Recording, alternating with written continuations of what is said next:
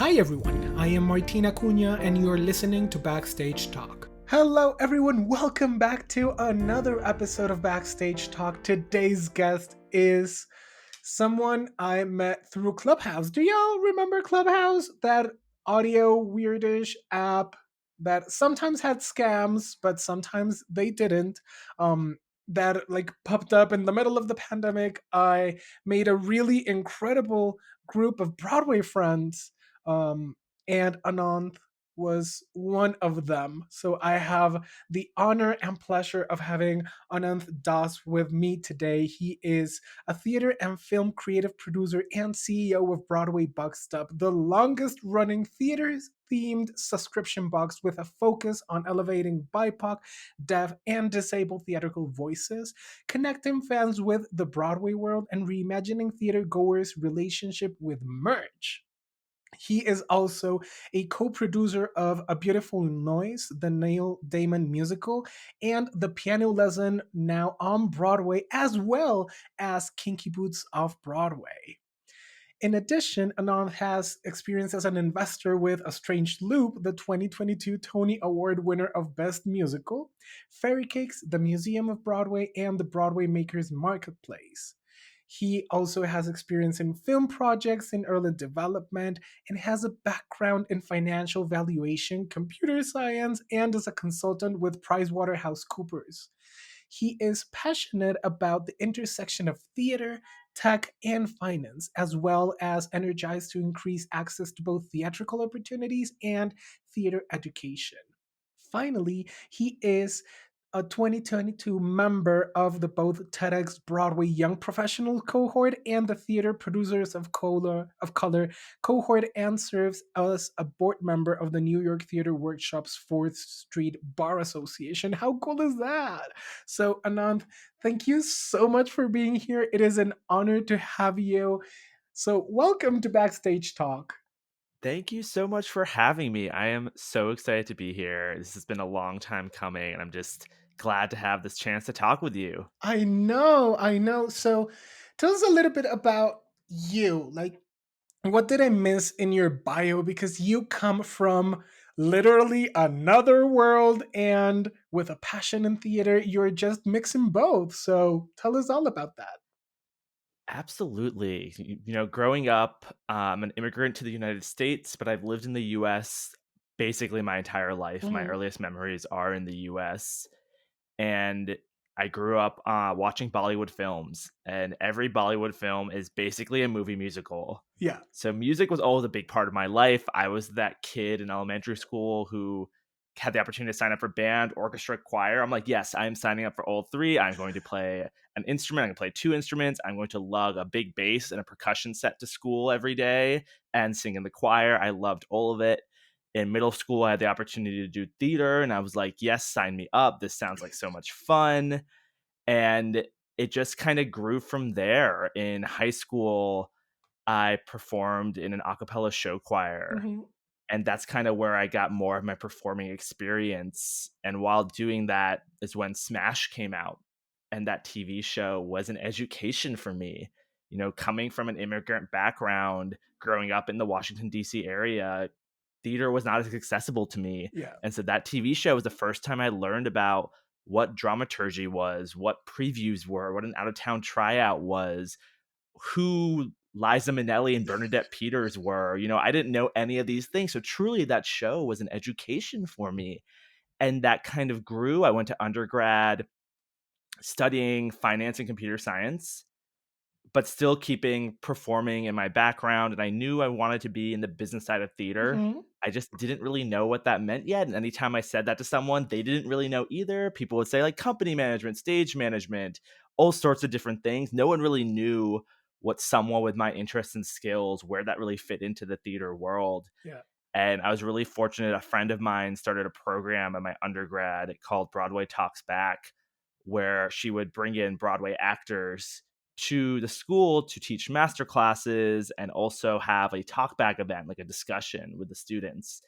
And it used to be all like theater majors or performers who'd come in and be really excited to talk and learn from these Broadway actors. But for me, sitting there, I was just like a sponge trying to learn more about the theater world. And it's kind of through those programs we had people like Drew Gehling, Soleil Pfeiffer, Jesse Mueller, so many great performers come down. And through that program, I really learned, okay, I think what I want to do is producing. I think that's the best way to sort of meld my interests. And so Hmm. after graduating, I moved to New York City.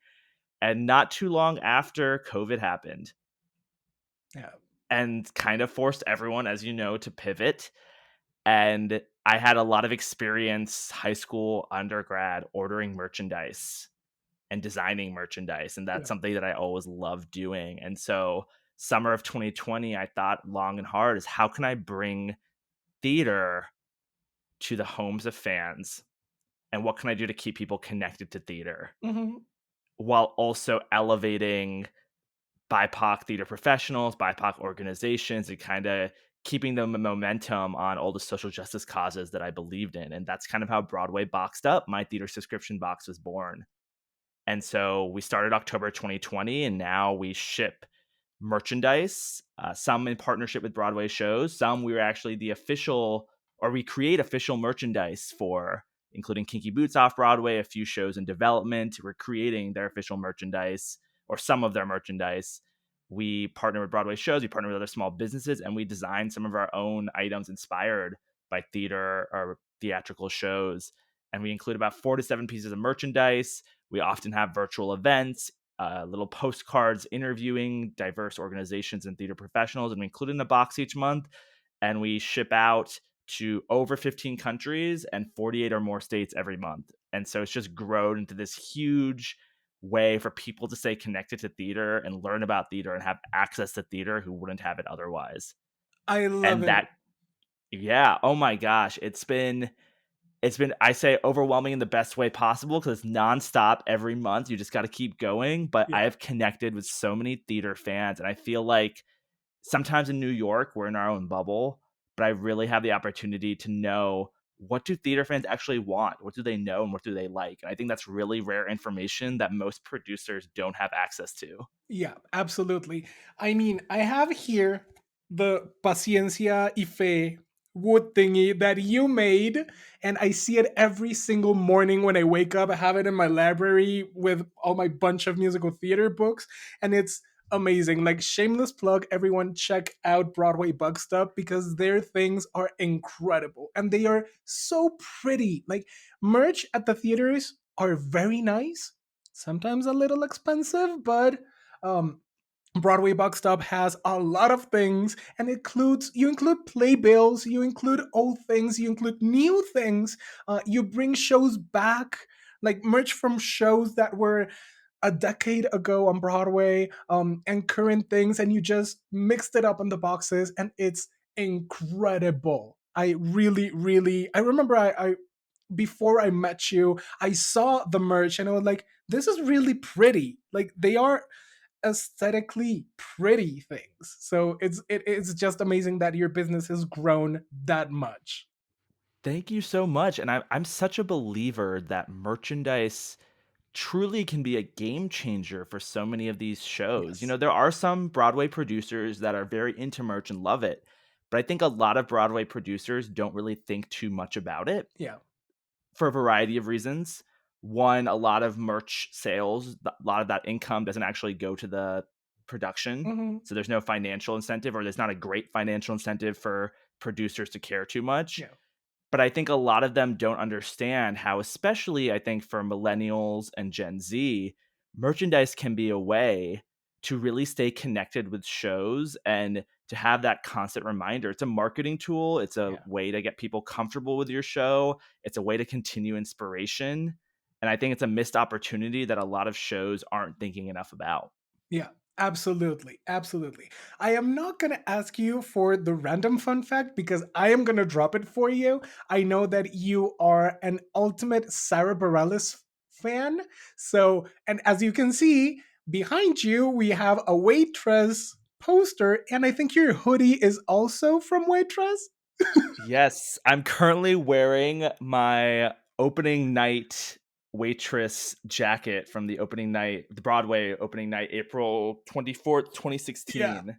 I love it. So that's your fun fact. You love, love, love to blast and belt any Sarah Bareilles album or your version of a one-man show of Waitress when you're driving.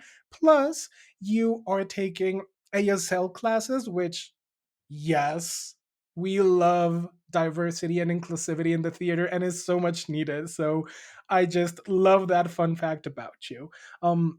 Let's pivot a little bit into your journey that you've mentioned a little bit before, from high school and your performing experience all the way to computer science. So, which was your aha moment in which you said, I need to be a producer and I'm going to spend time being a producer? That's a great question. I think it's a culmination of a lot of experiences combined together. I think Smash really got me interested in aspects of theater that I didn't know existed. And I think Sarah Bareilles played a role too. Seeing her concert, I believe that was summer 2015, she mentioned she's working on a musical. That got me interested in Broadway. And then Mhm. seeing Waitress on Broadway, the original Broadway cast, summer 2016, I was like, whoa, I could be here. I could do something in this space. And that was kind of like my gateway musical again to get back into it because I hadn't seen a musical on Broadway in years until that one.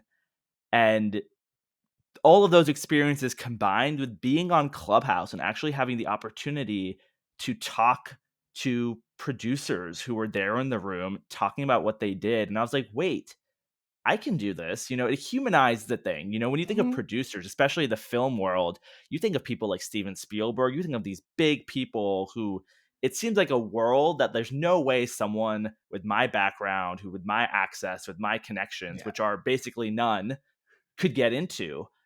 But then I realized, wait, these are human people who are just putting in the work and are able to succeed in this industry. And I was like, wait, that's something I can do. So really Clubhouse made me realize, okay, I think what I actually want to do is producing and that there's a path for me to do it. And so I just kept talking with people and kept learning as much as I can. I think for me, a theme throughout my life is taking every opportunity as an educational opportunity. Whether it's talking to people on Clubhouse, whether it's sitting to those panel discussions with Broadway actors in undergrad, whether Yeah. it's watching Smash, treating it as an education really changes your mindset and you slowly start to piece things together. And after over 10 years of piecing things together, I realized, okay, producing something I want to do is something I can do. And I think my unique background of performing and finance is the ideal fit to be able to add value to it. I love it. So let's double click on what you just said about like humanizing the producer's job on Broadway, because you are a new producer on Broadway. You were an investor with The Strange Loop. You also had Kinky Boots, which closed a couple of months ago, A Beautiful Noise, and The Piano Lesson. So, how would you summarize this small part of your journey in the industry as a producer? When I look for things to invest and produce in, I think I'm trying to be value led. There's kind of a little bit of a theme going on if you see the shows that I'm involved with, whether it's the approach the shows are taking or the topic of the shows. And I think, I want to produce or invest in theater that I want to see more of in the world, whether it's creating joy or creating opportunities for diverse actors. And I mean diverse not only in race, but ability, size, etc. New Broadway debuts, all of that. I think all of those things are really important to me. And so that's kind of one of the big things that I look for when I get involved with a project. Are we creating the world of theater that I want to see more of? And then for me, it's also trying to work with and meet with new people and see what I can learn from them. How are they producing? How are they addressing the conversations and challenges that the industry has had and currently has? And so that's kind of my producing style right now. And especially when I am involved in shows that are in early development and I have the opportunity to be more of the creative producer, how can I take what I've learned from these shows and really apply them and be the change I want to see in the industry? Because I'm a big believer that, your lead producer, they're the CEO, they're the boss. There are some rules they have to follow, but they can run their company Yeah. also known as their Broadway production or commercial theater production, how they want. And so if I have the opportunity to be a lead producer, I'm definitely going to run it the way that I want to affect the change that I want to see in the industry. Absolutely love it. And for me, especially, it's really inspiring to see these new voices, these new faces being producers on Broadway, being on the other side of the table, which was like a recurring topic my last season on during the Latin and musical theater special, in which every performer said the change has to come from behind the table. It has to come on the producer's side, on the creator's side, on the writers, directors, composers side. We need those new faces. And when I see you and the producers of color cohort, it's so inspiring because you are being literally the change this industry needs. So I wanted to ask you, what does it take to be a producer on Broadway and off Broadway? It's hard. It's tough to be a producer sometimes, especially theater producing. To kind of summarize it, you have your lead producers who are essentially the CEO of the company, Mhm. and they work with co-producers who raise money on their behalf to make the production happen. Sometimes co-producers are involved more creatively with marketing, etc. That all depends on how the lead producer runs their company. But as a co-producer, you're essentially like a venture capitalist or a fundraiser. You're raising money in increments of, you know, 10,000, 12,500, 25,000, 50,000, significant amounts of money. And not everyone is probably able to afford to give that kind of money. And so it really requires, one, the ability to put yourself out there and make relationships and nurture relationships and have conversations. I'm the type of producer where I like to nurture relationships and really get to know someone and not just meet them and the next day send them an email asking for money. Yeah. Because I know when I meet someone the next day they ask me for money, I'm kind of like, whoa, whoa, whoa, whoa, whoa. Is that the Yeah. only reason you were talking to me? That's not really how it works and how I feel good. And so I don't want to be that kind of producer. Yeah. And so it takes a lot of time, it takes patience, it takes effort to put yourself out there and go into new spaces and network and meet people and, think about, oh, I'm from the DC area. Who do I know in DC? Who do I know in my network? And then you have to be able to sell what Broadway is, especially if you want to diversify theater. Mhm. Part of it's diversifying the investor pool. Who's the money going to? To me, it's important to bring in first time investors, to bring in BIPOC and diverse investors into the foray. People who probably never invested before didn't even realize they could invest in theater. And so a lot of what I do is teaching people why theater can be an investment they want to take part of, why it can be one of the most fun investments they take part of. And my job is to then give them a good experience. I don't want to be the producer that takes people's money and then never deals with them again. Yeah. I want to communicate with them. I want to make sure they have a great experience. I want to make sure that even if they didn't make a single cent of their investment back, they had a great time and they believe in theater. And that takes a lot of time and energy, and you have to be willing to build relationships and be a people person and take care of your investors. And so it's just a lot of conversations, a lot of networking, a lot of late nights. Unfortunately, most people aren't a full-time co-producer. They Mhm. have other jobs, other ways they make money. The income's not stable when Yeah. co-producing. And so it also just requires a big desire to want to do it. And if you don't come from a place of wealth or a place where a lot of people who have money, it's going to require thinking outside of the box, thinking of how you can expand your so-called Rolodex Mhm. and how you can make sure you balance all of that with the values you believe in.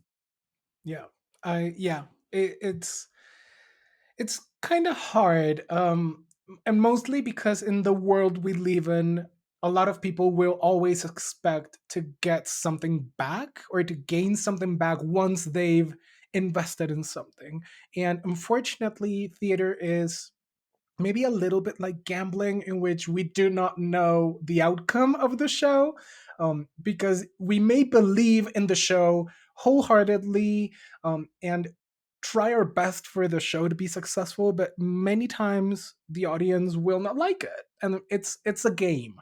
It absolutely is. And I always tell my investors upfront that there is a world where you couldn't get any of your money back, and you have to be okay with that when you're Mhm. making the investment. Now, is that likely to happen? Probably not. Usually you'll get at least something back, Yeah. even if the show isn't super successful. And what's really great is even past the commercial Broadway or off Broadway run, there are tours, there's Mhm. licensing, there are many avenues to continue to get your money back. And so, it doesn't have to be successful on Broadway for the show to be financially Yeah, successful. absolutely. A lot of shows have been successful on touring or on licensing in other countries, in other parts of the world, that they didn't have the quote unquote great Broadway run or great off Broadway run. So, yeah, absolutely. Absolutely. The statistic I always throw around, which I heard from several producers, so I hope it's true, that about 20% of Broadway shows recoup. Mhm. I don't know if that's recoup on Broadway during their run or recoup in general, Yeah. but that statistic is higher than restaurants. And I feel like everyone I know is always like, yeah, I want to start a restaurant one day. I want to invest in a restaurant. But statistically, I think Broadway or commercial theater has a better money making rate than restaurants. So I always like this when I say that, people are like, whoa, that changes their perspective and Mhm. kind of grounds them a little bit. Yeah. Yeah. Absolutely. So, what would be an advice you would give to someone that wants to start in this industry as a producer? I think there are a few things. First, ask yourself, why do you want to be a producer and what kind of producer do you want to be? For me, I very much knew that I want to be a commercial theater producer. Commercial theater producing is not necessarily for everyone. And, Mhm. there's so many other types of producing that you don't have to be in the commercial theater space. And I know many colleagues and friends who went through the Theater Producers of Color cohort class, the Producing 101 course, and they realized, I want to be a producer, just not in commercial theater. And they do producing in other realms and worlds. Mhm. So first ask yourself, why do you want to be a commercial theater producer, or what kind of producer do you want to be? For me, coming from a business and finance background, commercial theater made a lot of sense just Yeah. given I understand the finance a lot better and more technically than a lot of my colleagues do. And so I'm able to add value to conversations with my collaborators and think about things from a commerce point of view as opposed to a fine arts point of view, which is not to say that one point of view is better than the other. But when I think about diversity, I think it's really about bringing a bunch of different point of views to the table and then Mhm. coming up with the best idea. So I feel like coming in with a different point of view is a value add, no matter what that point of view is. So first, figure out why you want to be a producer. Two, figure out what kind of shows do you want to produce. I think every producer has a brand and every producer has a style of shows they want to do, and then figure out what kind of producing you want to do. Yeah. Do you just want to be a co-producer who raises money on shows, which is absolutely fine? Many people only do co-producing, and it's a much needed part of our industry. Do you want to be a lead producer or creative producer and have more input in the shows and more input in how shows are produced and potentially create change in our industry? And if you want to do that, oftentimes you have to go through the co-producing to get to that point where you Yeah. have the knowledge to be a lead producer. So understand, what kind of producing you want to do allows you to figure out how you can get there and what kind of opportunities you have to take up. And then I think the next thing is, be kind and be the type of producer you want to be. For me, I've had people say to me, oh, you're not being aggressive enough. And I kind of come back to them. I was like, why does producing have to be aggressive? Yeah. Why, that's not the type of producer I want to be. And, I want to be the producer that changes things in this industry and makes connections. And, I realize that's not what everyone wants to do. But if that's my brand of producing, I absolutely can move forward with that. And I think there's a world in theater, just like there's a world for every type of show on Broadway, Mhm. there's a world for every type of producing on Broadway too. And so I think I have something to add to that. And so figure out what kind of producer you want to be and follow those values. I love that. I love that. So, what would be a risk that you've taken in your career that has totally paid off?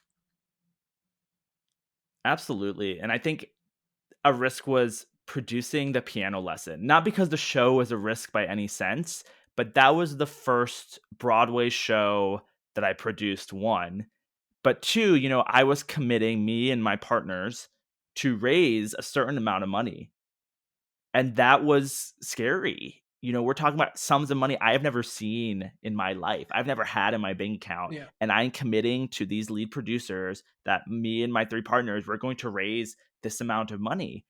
And it was frightening. And, fortunately, I came in with partners. I think finding partners is great.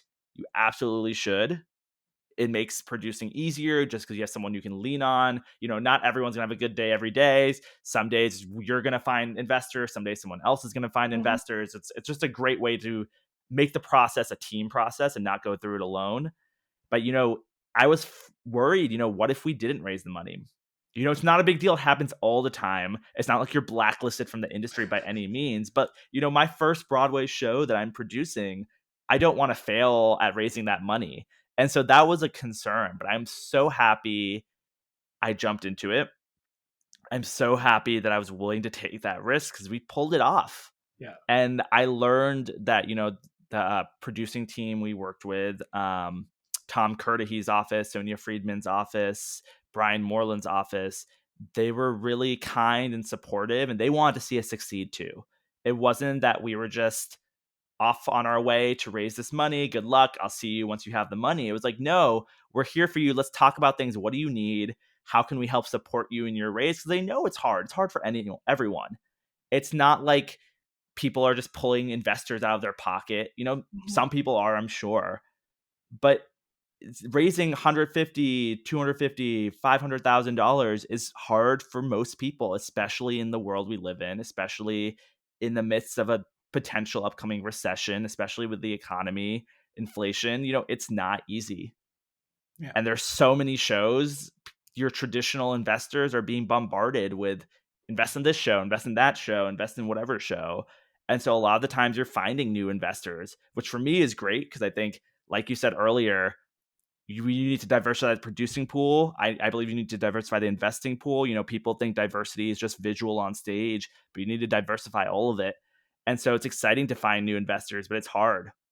And so I think taking that risk was the big one that I think paid off in the long run. I love it. And I'm so happy you took that risk because the pictures I've seen of you on the red carpet or your parents on the red carpet just fill my heart with so much joy. So I'm really happy you took that. My parents are my forever red carpet dates. And I love them. I am like such a traditional immigrant child. I feel like in that like parents are number one and I will forever bring them and they are my biggest supporter and I'm just so honored to show them this world that if I told them 3 years ago, they'd be like, What are you talking about? Producing Yeah. on what does that mean to produce on Broadway?" So it feels really special to be able to include them in this. And I love that. I love that. Last question before we wrap up. What are your top five favorite musical theater shows? We already know Waitress. So, Yeah, no, number one, definitely Waitress for a variety of reasons. I love that score. I love the show. You'll see me in the front row of Waitress if I'm ever watching it. So definitely number one musical Waitress. Other in the top five, this is hard, and I'm trying not to have recency bias because I've seen so many good shows lately, and it's like, is it just in my head right now, or do I yeah. actually like? Is it top five? But I think my top five: Waitress, Groundhog Day the musical, Mhm. special one to me for a variety of reasons. I think it's absolute. The music is gorgeous. Tim Minchin does an amazing job. I think it was the first musical I saw by myself, also. So I think that was really special to go see a musical for the first time by myself on Broadway. And so Groundhog Day, The Band's Visit, gorgeous, gorgeous musical. The drums reminded me a little bit of South Asian tabla drums, and the Middle East Israeli music has influences back and forth between that and South Asia. Number four, How to Succeed in Business Without Really Trying. I think that was the first like golden age type musical I saw, and it changed my opinion about musicals from the 60s, 70s, and I loved it. Okay, but Daniel Radcliffe, Nick Jonas, or Darren Criss? It's so funny. I didn't even see it on Broadway. That's the funniest thing. I saw it. Okay. The Kennedy Center did a production with oh my gosh, was it Skylar Aston? I Who think would it have was rocked that role, was honestly? it Skylar Aston? Oh my god, I'm getting that and Little Shop confused right now because they did a production of Little Shop that I also saw. I think it was Skylar Aston, and oh my gosh, I'm blanking on her name. She was in Waitress. She's in Anne Juliet right now. Um, blonde hair, Betsy Wolfe. Yeah. Betsy Wolfe and Michael Urie, and I fell in love. And what was really cool is I saw it around the time the Me Too movement was taking off, and the director in the program wrote a huge paragraph about, look at this show and look at it a lens of 20 whatever's Me Too movement, Mhm. and draw parallels. This show is still so relevant with how women are treated in the workplace. Yeah. And I was like, wow, great job of tying this work to like the modern day. And like that changed my whole view on it too. But I just saw Daniel and Merrily We Roll Along, so I'm a very much a Daniel fan right now. He's a phenomenal performer. And then my fifth musical, oh my gosh, I'm totally blanking. I literally came up with a list before because I was like, I had a feeling you're going to ask me about my favorite musicals, and now I can't even think of a single musical I've seen. Oh my goodness. Let me think for a second. I literally cannot think of a single music. I literally made a list of 5 and I can't even. Oh my goodness. Any Sondheim, any Andrew Lloyd Webber. Oh, I got it. Okay. And then my fifth favorite musical would have to be The Last 5 Years. Love it. Yes. The whole concept of it blew my mind. Mhm. I just happened to see it one day on a plane, the movie. Yeah. Anna Kendrick, forever my favorite Kathy. Her See I'm Smiling blows my mind. I just think the whole concept of it's amazing. The music is gorgeous. You can have discussions about that show for hours, arguing who's the real villain and just keep breaking it down forever and ever and ever. I love it. I love that show. I think Jason Robert Brown does an incredible job with it. And it's cool because his work, I didn't grow up seeing Sondheim, but through Jason Robert Brown's work, I'm like, oh, I can see how Sondheim influenced you. Yeah. And I can see how Jason Robert Brown influenced other composers. And that's how my appreciation for maybe Sondheim began, even though I didn't grow up seeing his shows. Yeah, I love it. And I agree with you. The Last 5 Years, it is a mind-blowing musical. It's really good. So, Anant, thank you so much for being here. I have loved this whole conversation. Thank you for your time, for your insights on being a producer. And yeah, I thank you for your insights on your business, which I personally love. If someone wants to contact you, see your business, where can they find you? You can reach out to me or my business at Broadway Boxed Up on Instagram, TikTok, Twitter. We're on all the social medias. Instagram's probably the easiest to reach us, but also Facebook. And happy to talk to anyone about the Broadway merchandising world or producing and how to get involved, how to get started. I love helping people get involved in the world of theater merchandising and theater producing. I love it. Thank you so much for being here, and all the success to you and your business and the shows you're working on. Thank you so much. I had such a great time. I appreciate you giving me the opportunity to be here. Thanks everyone for listening to this new episode of Backstage Talk. Remember to follow us on Facebook and Instagram at Backstage Talk Podcast.